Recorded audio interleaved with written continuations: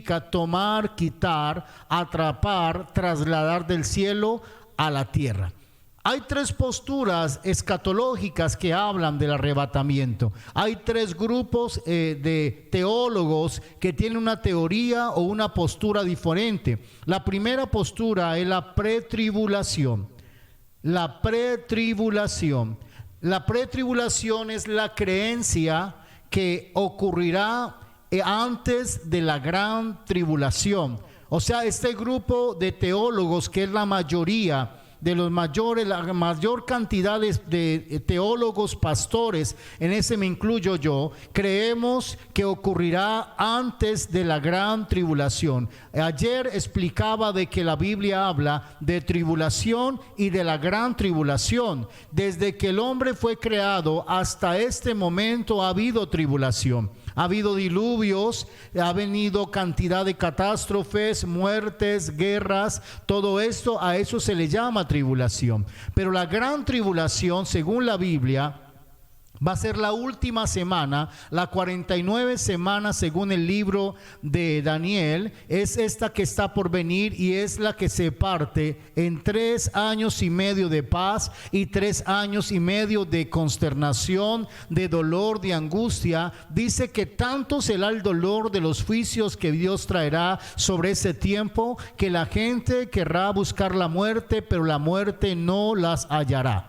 Entonces va a ser tan terrible. Los teólogos dicen que va a ser tal vez 1000 veces más difícil que todas las catástrofes y los tiempos difíciles que han pasado en la tierra. Por eso no debes permitir que tu corazón se aparte, se desalinee, se enfríe, esté tibio, porque si dolorosamente permites que tu corazón no esté alineado con el Espíritu Santo, te vas a quedar en ese tiempo de gran tribulación y no habrá allí el Espíritu Santo. Ahora te lo voy a comprobar con la palabra.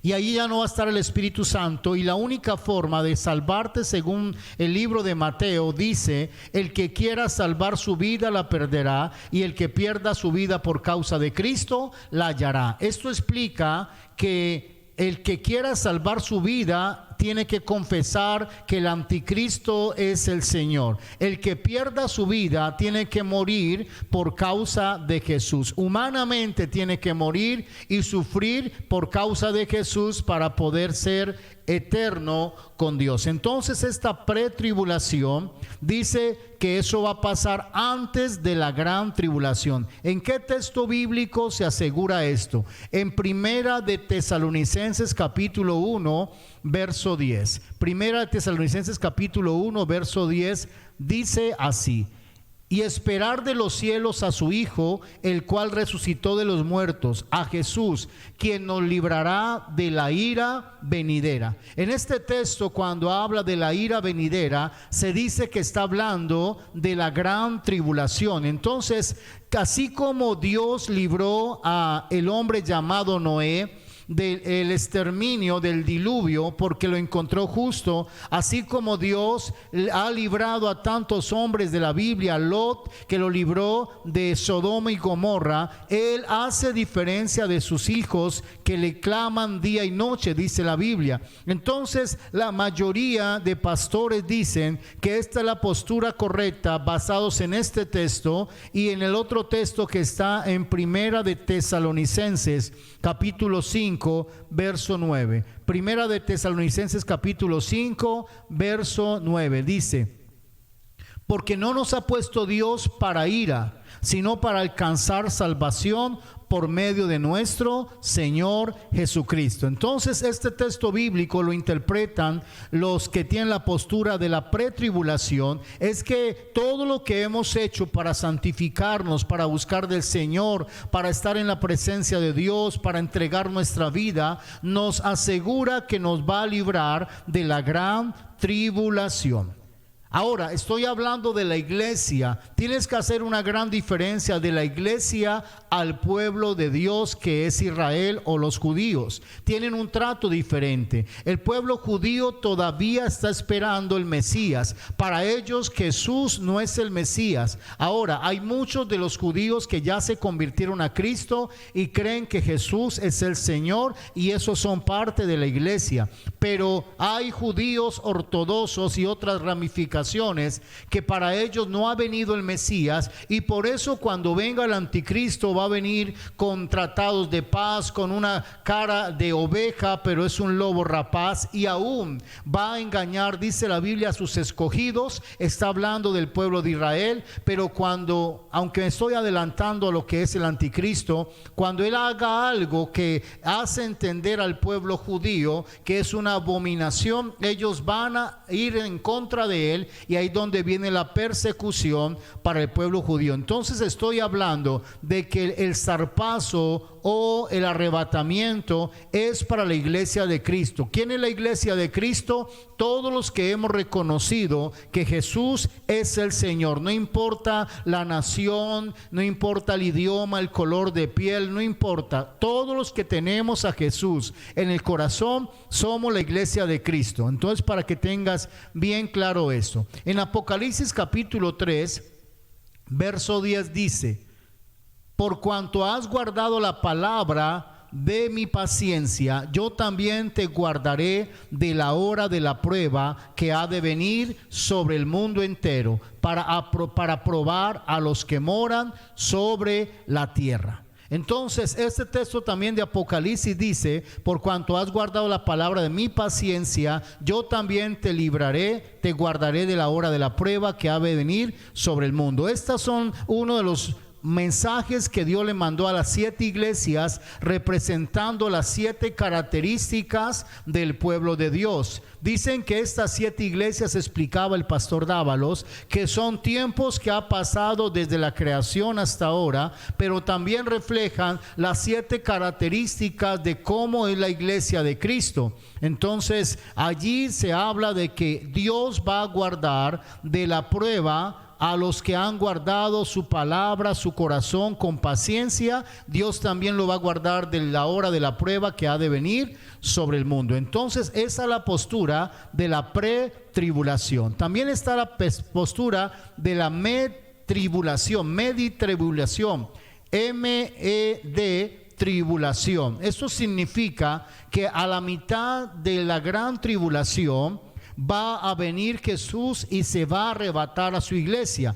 O sea que los que están con esta postura creen que la iglesia va a vivir los 3 años y medio de lo que es la gran tribulación, los 3 años y medio de paz que van a venir en el tiempo de la gran tribulación.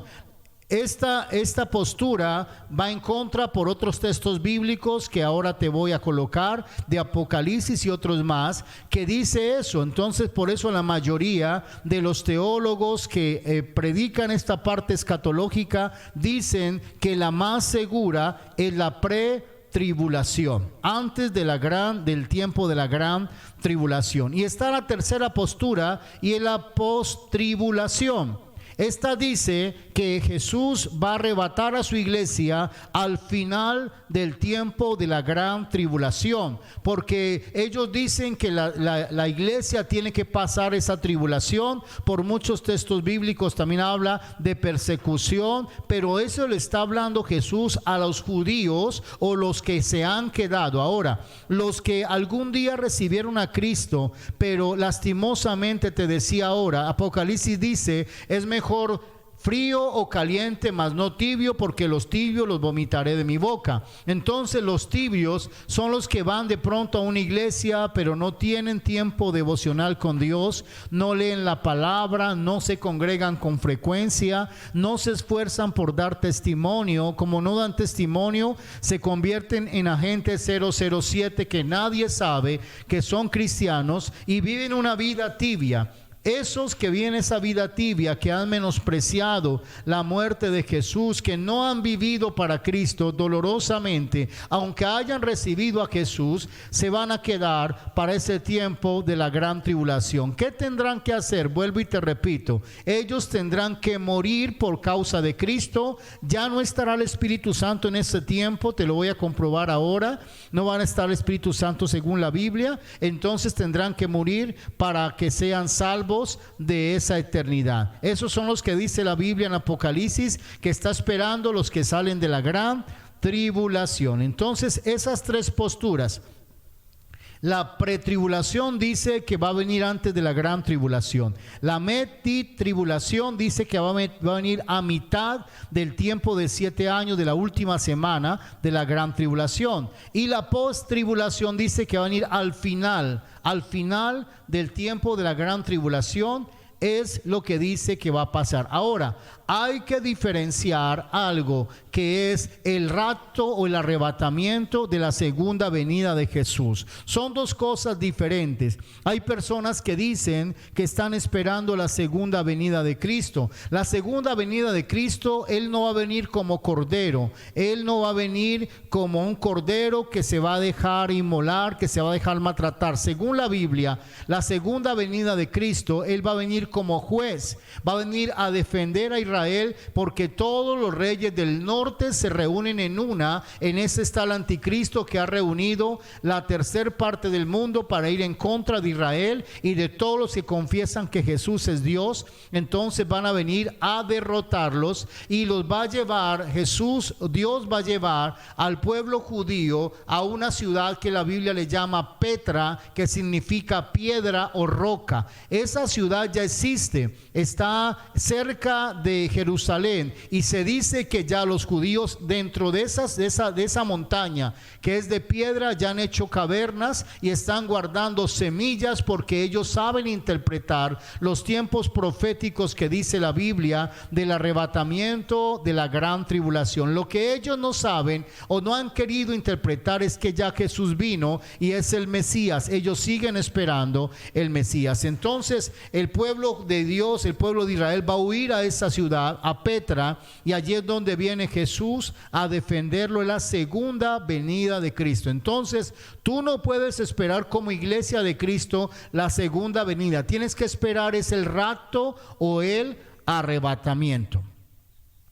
Entonces dice Primera de Tesalonicenses capítulo 4 verso 16 y verso 17. Primera de Tesalonicenses capítulo 4, 16 y 17 dice: porque el Señor mismo, con voz de mando, con voz de arcángel, con voz de trompeta de Dios, descenderá del cielo, y los muertos en Cristo resucitarán primero. Luego nosotros, los que vivimos, los que hayamos quedado, seremos arrebatados juntamente con ellos en las nubes para recibir al Señor en el aire. Así estaremos siempre con el Señor. Entonces, lo primero que quiero enseñarte, ¿qué pasará con los que murieron y los vivos? ¿Qué pasará con todos los que ya han muerto en Cristo y los que han muerto sin Cristo? La Biblia dice que los muertos en Cristo, según este texto bíblico, resucitarán primero. Son los primeros que van a estar en el arrebatamiento, dice, en el aire. O sea, es el momento donde el Señor viene por su iglesia. Lo hemos visto en películas, cómo desaparecen millones y millones de personas. En un momento, en ese tiempo, el anticristo comenzará a decir que son los alienígenas, que es algo científico, que es una persecución de un país, que bueno, cantidad de cosas van a sacar, pero los que están alrededor de esas personas que desaparecen se van a dar cuenta, porque la mayoría tienen conocimiento de Dios, que fue el arrebatamiento. Entonces, la gran diferencia de este zarpazo y de la segunda venida de Cristo es que este zarpazo, el arrebatamiento, dice que lo recibiremos arriba al Señor en el aire. O sea que eso es lo que va a pasar. El Señor Jesús, en esa primera vez que viene por su iglesia, no va a tocar la tierra. Él va a estar en las nubes juntamente con sus ángeles. ¿Qué nos va a anunciar este arrebatamiento? Lo que leíamos allá en el libro de Corintios, las trompetas. Va a haber un sonido de trompeta que de hecho se han pasado en estos últimos años. Hay personas que dicen que en el cielo se escuchan trompetas y las graban y de verdad se escucha. Lo que yo puedo decir es que los ángeles están ensayando para ese día de gloria. Entonces esa trompeta, cuando comiencen a sonar las trompetas, que va a ser en un momento a otro, la iglesia va a ser arrebatada y será llevada a los cielos con el Señor Jesús. Entonces esta primera cosa, ¿qué pasará con los muertos? Los que estén en Cristo, según este texto, resucitarán primero. Los que han muerto sin Cristo tendrán que esperar el tiempo del juicio que estará delante del Padre, del Hijo, de los 24 ancianos, según Apocalipsis 20, ante el juicio blanco, y dice que seremos juzgados según nuestras obras, sean buenas o sean malas. Y el que no sea hallado en el libro de la vida será lanzado al lago de fuego donde está el anticristo, la serpiente antigua y el falso profeta. Entonces ahí es donde los muertos que murieron sin Jesús van a resucitar para ser juzgados, pero los que han muerto en Cristo ya estarán con el Señor en las nubes para lo que viene mañana, que es la gran boda del Cordero. Entonces, los que murieron en Cristo, si tú tienes familia que estás convencida de que murió con el Señor, ellos van a estar juntamente con nosotros, que tal vez no vamos a morir, sino que seremos transformados en cuerpos gloriosos. ¿Qué es eso? Cuando Cristo murió, dice que Él resucitó, pero el cuerpo que tenía, aunque lo podían tocar, porque Él le dice a alguien que se lo encontró, tócame, en este caso le dice a Tomás, toca, mete tu dedo aquí donde está el hueco que me clavaron. Entonces era materia, pero era cuerpo glorioso. Dice que entró donde estaban los apóstoles reunidos sin abrir la puerta, entró. Entonces ese cuerpo glorioso es lo que el Señor nos espera. Nos va a transformar, nos va a quitar este cuerpo de muerte. Por eso Pablo decía, ¿quién me librará de este cuerpo de muerte? Eso va a pasar en esa transformación que dice allí en Primera de Corintios, que seremos transformados en un abrir y cerrar de ojos. Vuelvo y te repito, los muertos en Cristo resucitarán primero, y nosotros que no hemos muerto, que no hemos dormido, según el libro de Primera de Corintios 15, seremos transformados en un abrir y cerrar de ojos. Entonces lo primero que pasará es que tu familia que murió en Cristo serán los primeros en llegar a ese tiempo de las bodas del Cordero. ¿Dónde? En los aires. Lo segundo, ¿cómo seremos después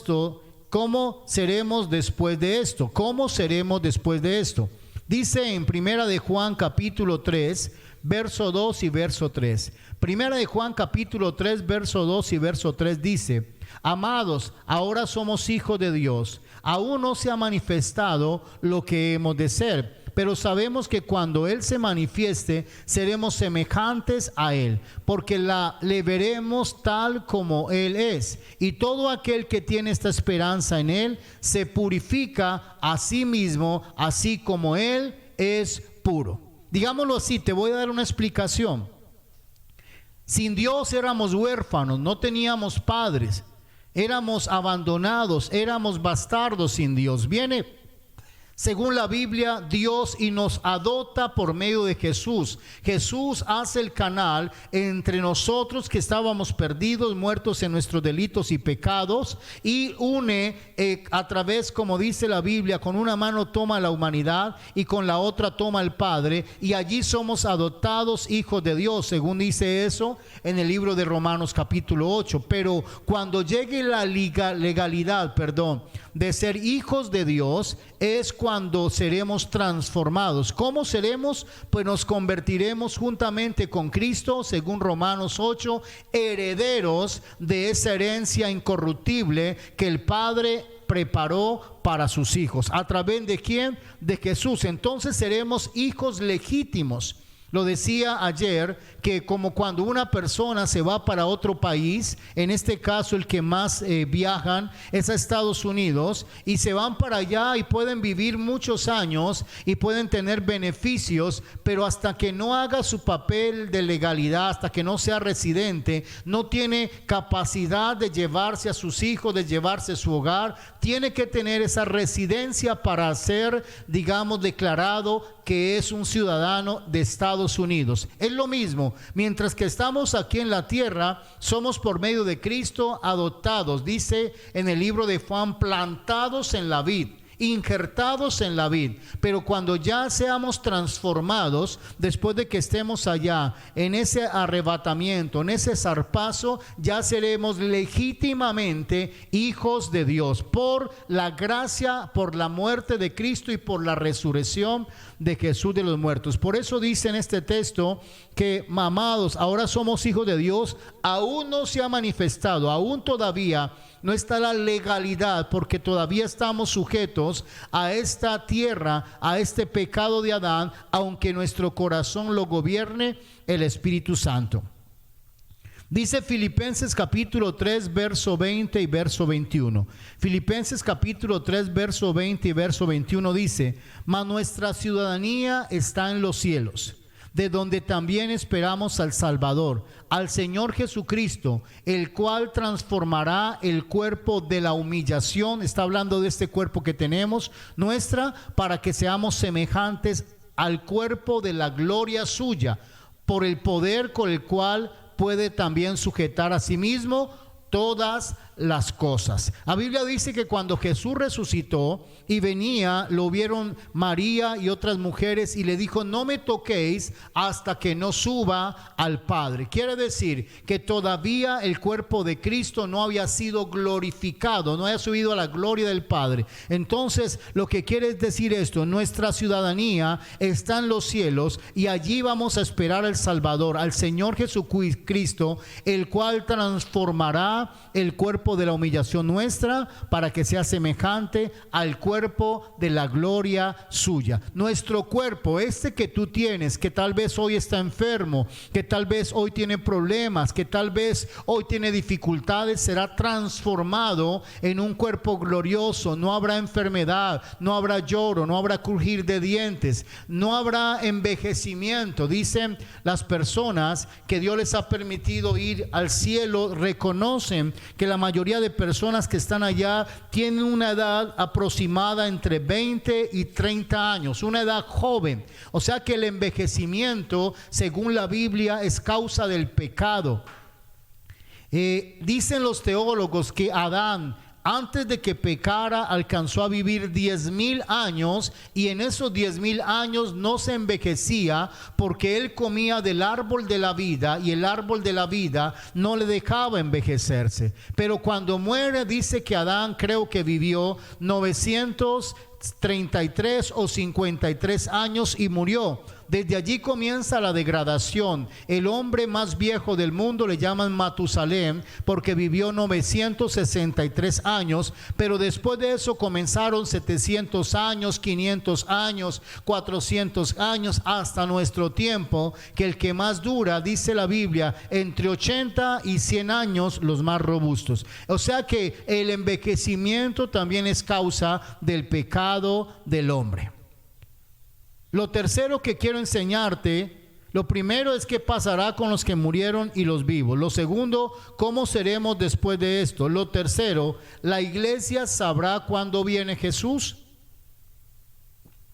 La iglesia sabrá cuándo viene Jesús. Dice: a la medianoche se oyó un clamor: aquí viene el esposo, salid a recibirle. Entonces todas aquellas vírgenes se levantaron y arreglaron sus lámparas. Entonces estamos en el tiempo, lo explicaba, lo predicaba el domingo, donde el novio está anunciando: Ahora te voy a dar la explicación de la boda judía, que es parte de lo que está pasando. Entonces, en este tiempo Dios está hablando de todas maneras. Dice en Hebreos 1 que Dios está hablando de muchas formas. Habló por los profetas, habló por los sacerdotes, ahorita habla por medio de su Hijo Jesucristo. Entonces Dios está anunciando, como dice ese texto de Mateo 25, 6 y 7, que ya está pronto a venir el novio. Quiere decir, no nos va a coger desapercibidos. Estamos en el momento donde más tenemos que santificarnos, donde más tenemos que buscar, porque todo lo que está pasando, como dice, ayer explicaba de las señales antes del fin, terremotos, incendios, pandemias, el amor de muchos se enfriará por causa de la maldad. Todo eso se está viendo y dice Jesús, esos serán principio de dolores, pero todavía no vendrá el fin. Hasta que no sea predicado el evangelio en todo el mundo, no vendrá el fin. Primero van a venir falsos profetas, apóstatas, va a abrir cantidad de personas con un corazón perverso, pero hasta que no sea predicado el evangelio, no será el fin. Quiere decir, cuando venga ya Jesús por su iglesia, es porque ya todo el mundo ha degustado, según el libro de Hebreos capítulo 6, degustado del Espíritu Santo, ya ha tenido intimidad con Dios. Sin embargo, se vuelven atrás y dice, y comienzan a pisotear la sangre de Cristo, y lo que viene es una horrenda expectación de juicio. Entonces todo el mundo sabrá, en este momento Dios está hablando, todo lo que está pasando, este virus que está teniendo al mundo, lo tienen en stand-by, que lo tiene esperando a ver qué va a suceder, es parte del anuncio de que ya viene el novio por su iglesia, que somos nosotros la novia. Cuarto, ¿se conocerá el día y la hora? Esa es otra pregunta diferente. ¿Se conocerá el día y la hora? Marcos capítulo 13, verso 32 al verso 37. Dice así: pero de aquel día y de la hora nadie sabe, ni aun los ángeles que están en el cielo, ni el Hijo, sino el Padre. Mirad, velad y orad, porque no sabéis cuándo será el tiempo. Es como el hombre que yéndose lejos dejó su casa y dio autoridad a sus siervos y a cada uno su obra. Y al portero mandó que velase. Velad pues, porque no sabéis cuándo vendrá el Señor de la casa, si al anochecer o a la medianoche, o al cántico del gallo, o a la mañana, para cuando venga de repente no os halle durmiendo. Lo que a vosotros digo, a todos lo digo, velad. Entonces velad es, no sabemos el día ni la hora. No hay persona, ni por parte profética, ni por sueños, aun aunque hagan estudios teológicos.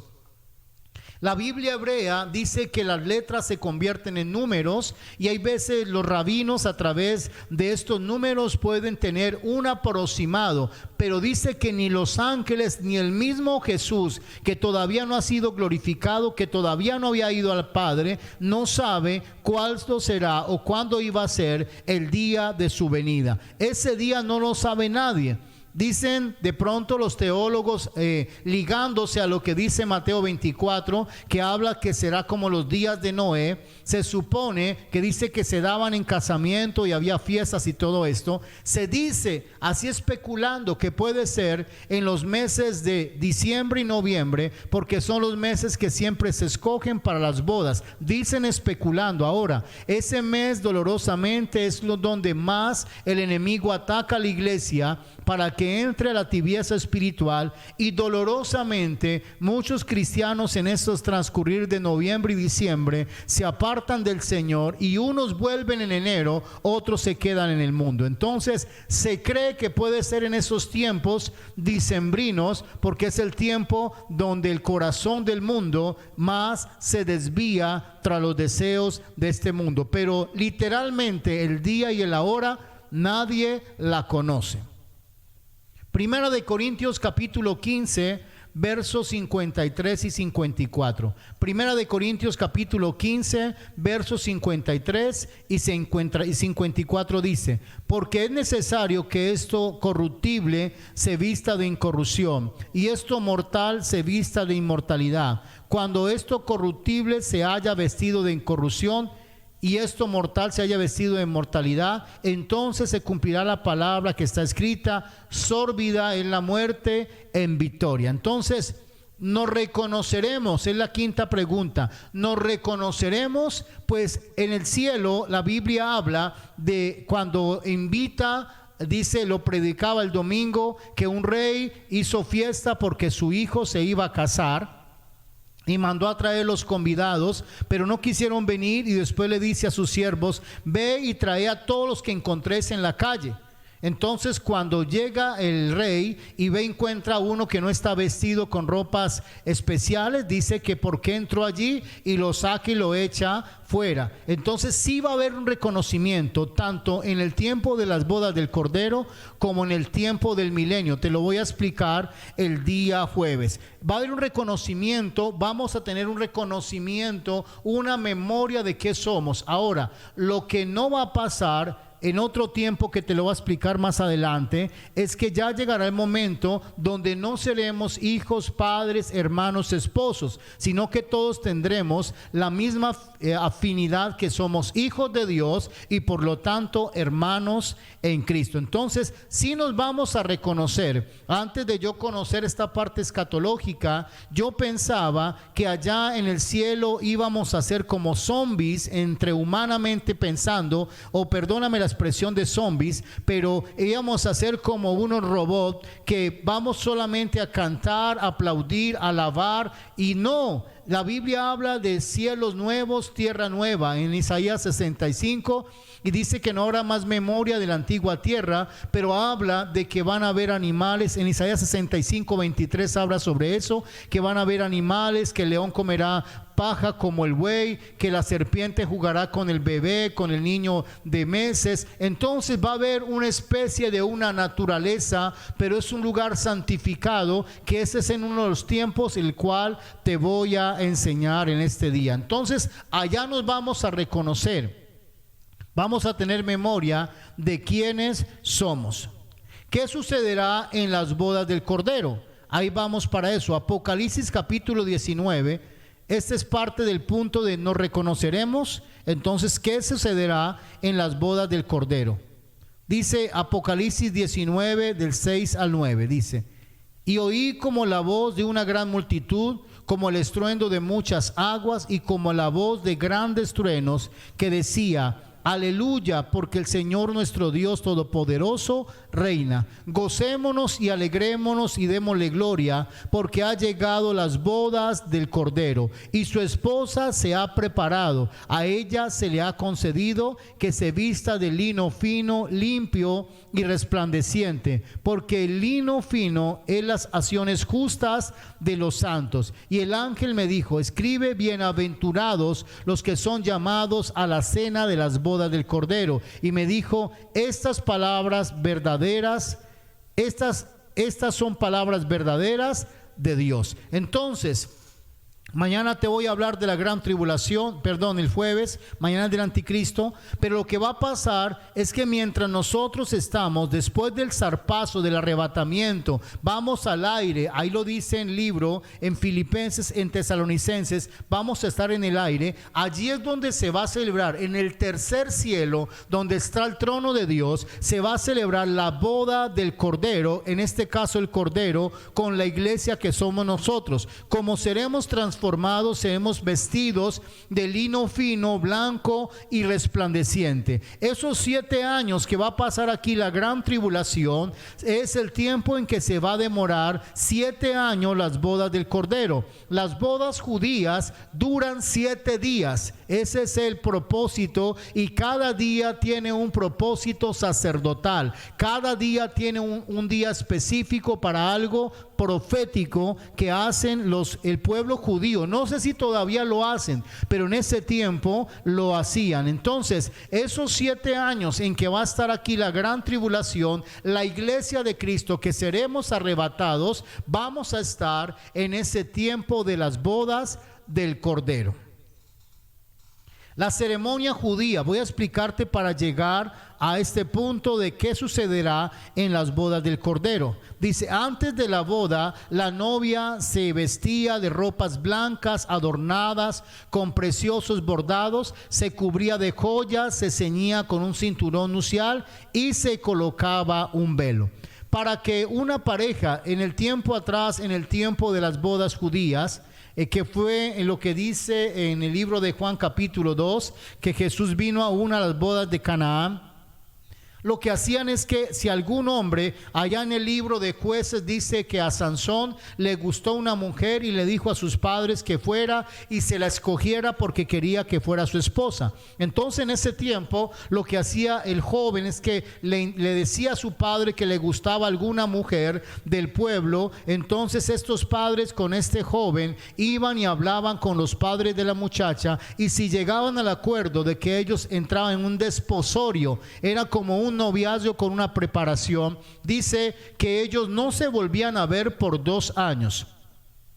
En estos 2 años, la madre de la joven le enseñaba los quehaceres de la casa, le enseñaba cómo ser una buena esposa, cómo ser una buena madre, todas las cosas del hogar. Ella le enseñaba para que honrara a su esposo. Y en el caso de los hombres, el padre tenía que enseñarle al hombre a ser responsable, a ser el hombre de Dios, a ser el sacerdote, a ser el proveedor, a ser el profeta para bendecir su hogar y sus hijos. Y este joven tenía que trabajar 2 años arduamente para 2 cosas. La primera, para obtener un lugar para llevarse a su esposa, una casa para llevarse a su esposa. Era una ofensa que este hombre se llevara a su esposa a las casas de su padre. Entonces lo que hacía era trabajar para hacerse a un lugar para su esposa. Lo segundo, tenía que trabajar para él pagar el costo de esta boda que duraba 7 días. Y según las bodas de Canaán,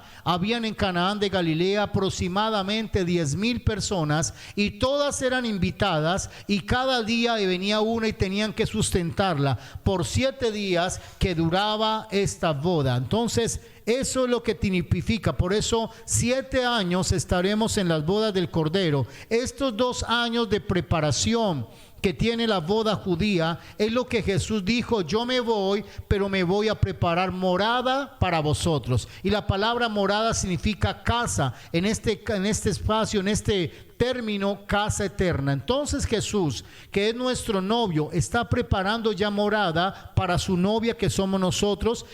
2 años que tipifican los 2000 años que están registrados desde el nacimiento de Jesús hasta este tiempo en que está pronto el arrebatamiento. Entonces es paralelo a lo que es la novia judía. En Esther capítulo 2, verso 2 y verso 13, Esther capítulo 2, verso 2 y verso 13 dice: y cuando llegaba el tiempo de cada una de las doncellas para venir al rey Asuero, después de haber estado 12 meses conforme a la ley acerca de las mujeres, pues así se cumplía el tiempo de sus atavíos, esto es 6 meses con óleo de mirra y 6 meses con perfume aromático, afeites de mujeres. Entonces la doncella venía al rey, todo lo que ella pedía se le daba, para venir ataviada con ello desde la casa de las mujeres hasta la casa del rey. Entonces en este caso la reina Esther con todas las doncellas estuvieron 1 año solamente preparándose para poder entrar al rey y estar hermosas. No se le negaban nada para que estuvieran con un olor delicioso y hermosas, y Esther pudo derramar el corazón del rey, y por eso fue la reina. En este caso, nuestro Rey Jesús se está preparando para esta boda, las bodas del Cordero, tipificando esta ceremonia judía, y es lo que está haciendo ahora en este tiempo, para cuando venga nos tenga preparada la morada que nos tiene, la morada eterna. Dice que el novio se ataviaba con sus mejores ropas, una corona en su cabeza, salía de su casa con sus amigos, dirigiéndose al son de la música, así hacia la casa de los padres de la novia. Y los amigos anunciando, así era la boda, de noche con lámparas para que la novia estuviera lista y salieran el novio a buscarla. Y sus padres preparaban un banquete que duraba 7 días de celebración. Entonces, lo que dice es que cuando era el tiempo de la boda, el novio venía con sus amigos. La que esperaba en este caso era la mujer, como así ahora contrario a nuestros matrimonios latinoamericanos, que el que siempre espera es el hombre. En este caso la mujer es la que le tocaba esperar. Por eso la parábola de las 10 vírgenes, 5 insensatas y 5 prudentes, habla de que todas cabecearon y se durmieron, pero cuando comenzaron a anunciar que venía el novio, acomodaron sus ropas y sus lámparas, y las insensatas no tenían aceite y sus lámparas se le apagaban. Pues el domingo predicaba que ya el novio está anunciando su venida. Todo lo que está pasando es anunciando su venida. Ya comenzó el novio a mandar a sus amigos, en este caso todos los acontecimientos, las señales antes del fin, para decir que ya viene por su novia, que somos nosotros, la iglesia. Prepárate, porque el novio está a punto de arrebatar a su iglesia. Mateo capítulo 25, verso 1 al verso 13. Mateo 25, del 1 al 13 dice: entonces el reino de los cielos será semejante a 10 vírgenes que, tomando sus lámparas, salieron a recibir al esposo. 5 de ellas prudentes y 5 insensatas. Las insensatas, tomando sus lámparas, no tomaron consigo aceite, mas las prudentes tomaron aceite en sus vajillas, juntamente con sus lámparas. Y tardándose el esposo, cabecearon todas y se durmieron. Y a la medianoche se oyó un clamor: aquí viene el esposo, salid a recibirle. Entonces todas aquellas vírgenes se levantaron y arreglaron sus lámparas. Y las insensatas dijeron a las prudentes: danos de vuestro aceite, porque nuestras lámparas se apagan. Mas las prudentes respondieron diciendo: para que no nos falte a nosotros ni a vosotras, id más bien a los que venden y comprad para vosotros mismas. Pero mientras ellas iban a comprar, vino el esposo, y las que estaban preparadas entraron con él a las bodas, y se cerró la puerta. Después vinieron también las otras vírgenes diciendo: Señor, Señor, ábrenos. Mas él respondiendo dijo: de cierto os digo, que no os conozco. Velad pues, porque no sabéis el día ni la hora en que el Hijo del Hombre ha de venir. Entonces el domingo que estaba hablando sobre esta palabra de las bodas, predicaba de que el Apocalipsis dice que hay 2 olivos en el Apocalipsis que están sosteniendo la lámpara, que están nutriendo la lámpara. 2 olivos es como si tuviera una bomba de gasolina en el tanque permanente de un auto para que nunca pare y nunca se apague. Es más o menos así. Tipificando esos 2 olivos es la palabra y el Espíritu Santo. Cuando habla de velar, no es que no duermas, no es que te pases trasnochando, no, dices que todas se durmieron, pero unas tenían abundante aceite. Allá en el libro de Reyes habla del profeta Eliseo, que dice que estaba Eliseo ya en su tiempo profético, lo explicaba igual el domingo. Dice que vino una mujer, hija de un profeta, que su esposo había muerto y su acreedor venía a cobrar una deuda, y como no tenía el dinero, se iba a llevar a sus hijos. Entonces Eliseo le pregunta: ¿qué tienes en tu casa? Y ella dice: nada. Para este tiempo, decía el domingo, lo más preciado que tienes para tu vida, para tu casa y para tu familia es la presencia del Espíritu Santo y la palabra. Son las 2 cosas, los 2 pies del cristiano. La presencia del Espíritu Santo y la palabra es la que te va a sostener, la que te va teniendo velando. Aunque tu cuerpo descanse, ahora te vas a acostar. No importa que llegue a la madrugada, a las 2 de la mañana, al levantarte, al mediodía. Lo que importa es es que los dos olivos, la palabra y el espíritu, estén nutriendo tu corazón. Estas mujeres imprudentes, insensatas, no se dieron cuenta que se podía tardar. Allá en el libro de Eclesiastés dice: comamos y bebamos porque mañana moriremos. Y dice en otro texto que ya Jesús hace rato está viniendo y como que no llega, como que lo dejó el bus, como que se le pinchó el motorratón. Sí, molestando, pero lo que pasa es que hay un día preciso, el día Kairos, no el día Cronos del hombre, sino el día Kairos. Lo importante no es cuánto se demora, lo importante es que tú estés llenándote del Espíritu Santo, de la palabra de Dios. No importa lo que pase de aquí en adelante, no importa si sobrevivimos a este tiempo o morimos. Lo importante, dice la Biblia, sea que vivamos o sea que muramos, del Señor somos. Entonces ya está a punto del arrebatamiento. Prepárate porque el Señor, el novio, viene por la iglesia. A eso se le llama el zarpazo. Duber me pregunta de que qué significa la palabra lloro y crujir de dientes. Es crujir de dientes. Dice en el capítulo 25 del libro de Mateo, dice: porque al que tiene le será dado y tendrá más, y al que no tiene aún lo que tiene le será quitado. Mateo 25, 29. Dice: y al siervo inútil echarle en las tinieblas de afuera, allí será el lloro y el crujir de dientes. El crujir de dientes es, según este texto bíblico, el castigo eterno, lo que llama la Biblia el infierno, donde será tanto el dolor que dicen que los dientes del dolor se reventarán de tanto dolor. O sea, se reventarán los dientes, la quijada del dolor, de la tremenda dificultad que va a pasar allá en el infierno.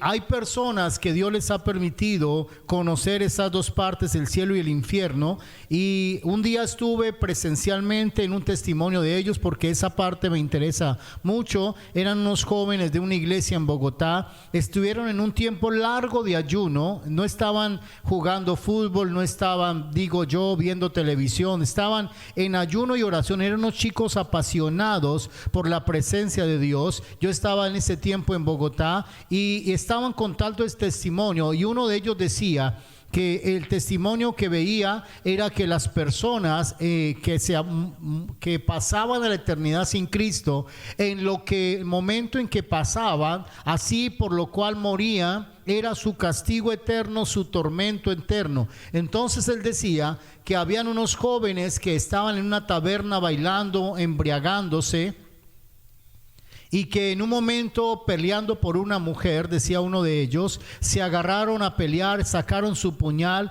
y todos dos se mataron. Y cuando pasaron allá al infierno, al lugar de tormento, le llama la Biblia, ellos en ese lugar comenzaron a pasar la misma circunstancia por lo cual habían muerto. Comenzaron a bailar, pero bailaban sobre tremendas puntillas o clavos, y cada que bailaban se clavaban esos clavos en sus pies, y que el tormento era tremendo.